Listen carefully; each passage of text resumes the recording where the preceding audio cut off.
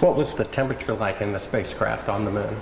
Well, the lunar module that was the vehicle that we landed on the moon, it was just like this room we're sitting in here right now. We had a thermostat, and it worked a little different than the air conditioning in a house or a building.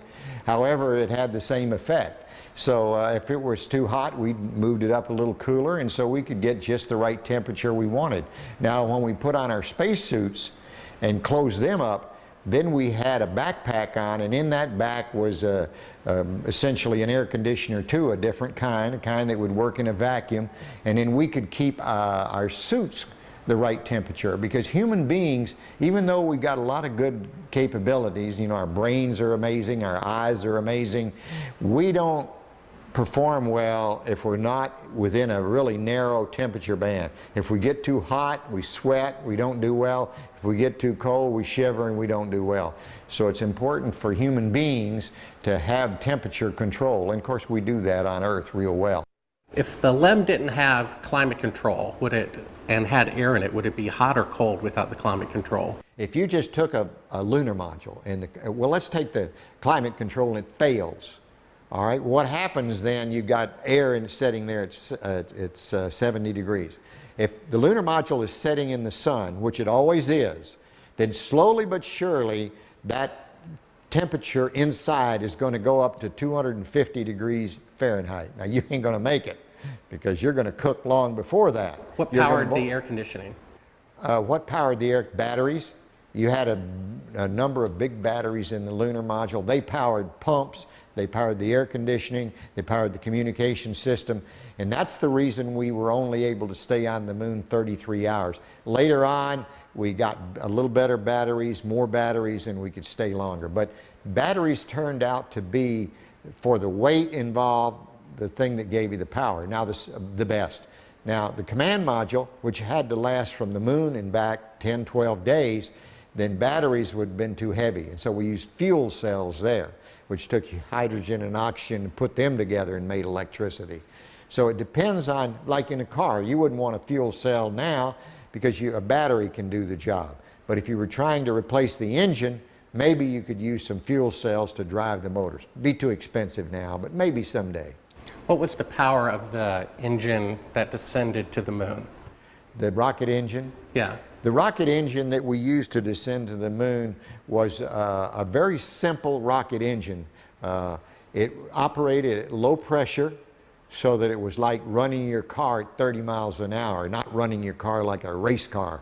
The engines we used to launch from Earth was like running your car at race car speeds, you know. So everything had to be just right. But we were interested in safety paramount right there. We didn't have last minute checks we could do. We only had one engine, it couldn't fail, so it ran at lower pressure. And when you were in it, you couldn't hear it in the vacuum of space. Any ill effects from the Van Allen radiation belts? No. Now, I'm not sure we went far enough out to encounter the Van Allen radiation belt. Maybe we did. Beginning at an altitude of 1,000 miles and extending an additional 25,000 miles, lay lethal bands of radiation called the Van Allen radiation belts. Every space mission in history with humans on board, from both the United States and Soviet Union, from the first in 1961 to the present, has been well below this deadly radiation field. Mercury, Gemini, Soyuz, Skylab, the Space Shuttle, all maintained altitudes well below 1,000 miles. All except Apollo. I don't know the distance to the Van Allen radiation belt. And if we did, it wasn't a problem. If we were going to encounter it, then we would have had to build the spacecraft and the spacesuit to not give humans a problem. You don't just build something and hope it works. You study to see what the threats are, the environment is, and then you say, how thick do I have to make the metal on the spacecraft so that going through this kind of radiation or these kind of meteoroids, it won't get hurt. And so then we build it that way. The belts are 1,000 miles to 25,000 miles above the Earth. Then we went right out through them. No effects on your cells? We didn't even know it. I don't think anybody, well, maybe somebody said you went through the radiation belt, but we didn't feel it inside, and we didn't get any, added radiation.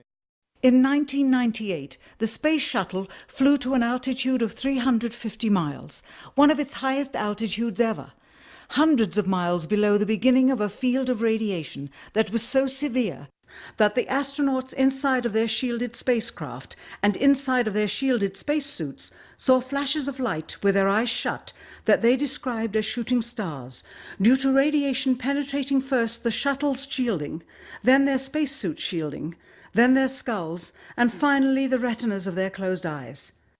As a result, CNN issued the following report, noting NASA's unpredicted surprise.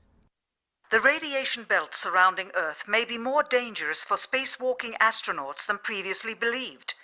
Scientists say the phenomena known as the Van Allen belts can spawn killer electrons when the Earth's magnetic field changes. These electrons that are being studied could have an important effect, not only on satellites, which has happened in the past, but could also affect the astronauts by creating large doses of radiation that could influence their health. The electrons can penetrate through various materials, including spacesuits, and can pass through, in fact, the walls of the space station, and can create high charges deep inside of these objects. No strange occurrences. Nothing like that. The space shuttle. Go ahead. The space shuttle went to 365 miles a few years ago. Because I worked in news. I saw CNN. They said that the radiation belts surrounding Earth are more dangerous than previously believed because the astronauts saw shooting stars with their eyes closed. Just when they got within 600. Radiation belt. We saw shooting stars, but they're not shooting stars from with your eyes closed, although they look like it. If you're out in space beyond the Van Allen belt, and probably within the Van Allen belt, and close your eyes, and just pay attention. You don't notice it unless you pay attention. Then all of a sudden you'll see a little flash like a shooting star, except it's like that. There goes one this way. Then one just blossoms. And then not that fast. Maybe you wait 3 minutes or 2 minutes and one goes whoosh. And what's happening is cosmic rays are hitting the back of your eye and exciting those sensors in the back of your eye. So that's what you see. And they got high enough apparently to close it. My guess is in Earth orbit, if you closed your eyes and just paid attention, that you would see them. The first time they were seen was when they went to 365 miles. Yes. That's 650 miles below or away from the radiation. Yeah, see, it's below. My guess if they just did it tonight. But see, if you're just going to sleep or closing your eyes or it's dark, you don't notice them. But if you'll close your eyes and pay attention, which we had an experiment to do, by the way, then you see them whistling by. Not on our mission, by the way, they hadn't been discovered yet. I saw them one day on the moon. It wasn't dark, and it was kind of dark, and I saw this flash of light, and it looked like it was on the moon, but really it wasn't. It was a flash of light in my eye. Where were you when the Apollo 1 fire happened? Apollo 1 fire, I was in my office at the Johnson Space Center. It was about 6 in the evening. I was working late there at my desk.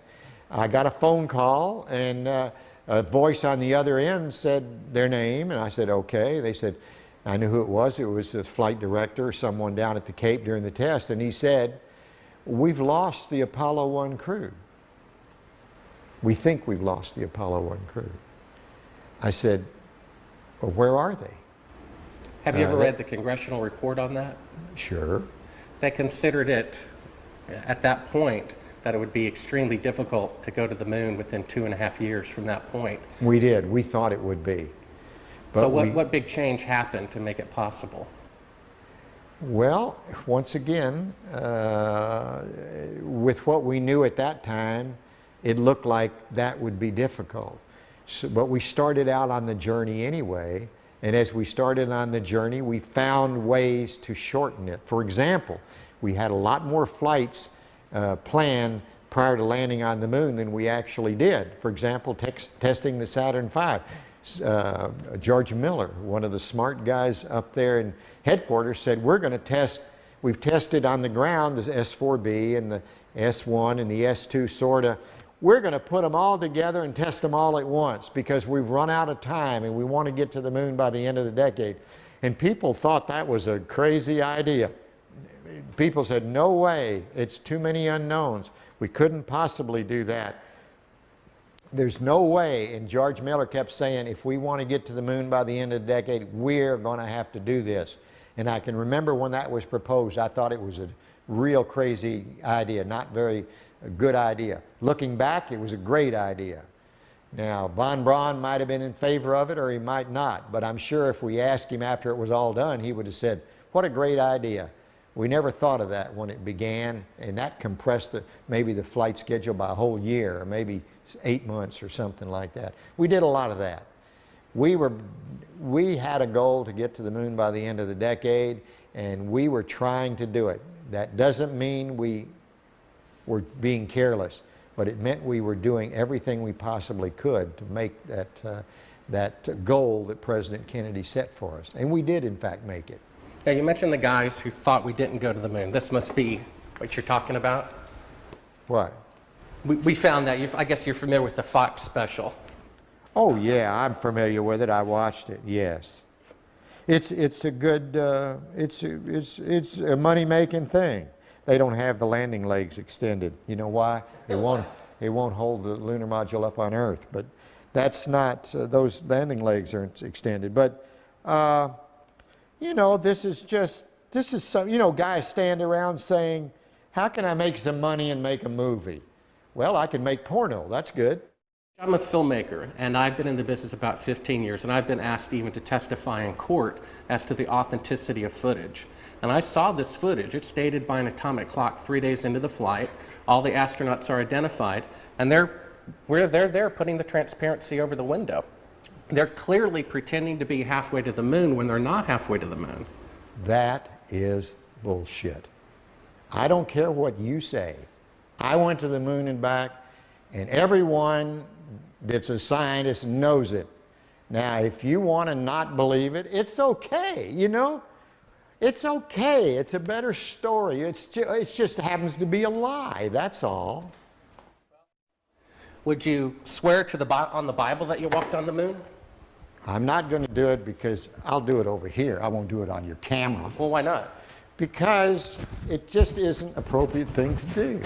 Well, but you're an asshole to do that. You're the same guys, just different guys that did the other person I told you about. well, would you put your hand on, if you walked on the moon, here's the opportunity to set the record straight, Okay. to put your Okay. left hand on the Bible, Left hand. raise your right hand, Okay. and you realize this can be used as a video deposition in the future, and if you lie, you'll be guilty of perjury. I understand that. Okay, say your name. My name is Alan Bean. I swear to God and affirm, I swear to God and affirm, under penalty of perjury, under penalty of perjury. treason. Treason? No, not treason. Treason has nothing to do with it. Let me rephrase this and say, I've got my hand on the Bible. I went to the moon. I walked on the moon. All the other people that you think are people that NASA says went to the moon and walked on the moon But you won't- did go to the moon and walk on the moon. You won't say under penalty of treason. What's treasonous? That's doing something fraudulent to the taxpayers. That's crap. Well, what That about isn't treason. under penalty of eternal damnation? Under penalty of eternal damnation. And under penalty of treason. Treason is when you sell out your country. Well, if you used $135 billion to not go to the moon, That's still not treason. Treason is if you tell secrets to another thing. I've said enough. Now you can use that and say, well, you didn't say something else. No. I know how people are. It's okay. Well, take your stuff and get the fuck out. I've asked 6 other astronauts if they would swear on the Bible, and Yeah. they refused to do it. Neil Armstrong refused to do it. He Michael just Collins thinks, I know that. I know they do. Now, do you believe in God? Do I? Yeah. Pretty much.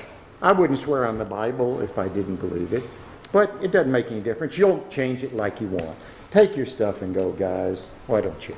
Well, I know for a fact you didn't walk on the moon. I've That's seen the fine. footage. That's fine. It's okay if you know it. Do you understand that? You can have any opinion you want. That's what's wonderful about this country. You can believe anything you want. And it's okay with me, for sure. Right. Get your stuff and go. Okay.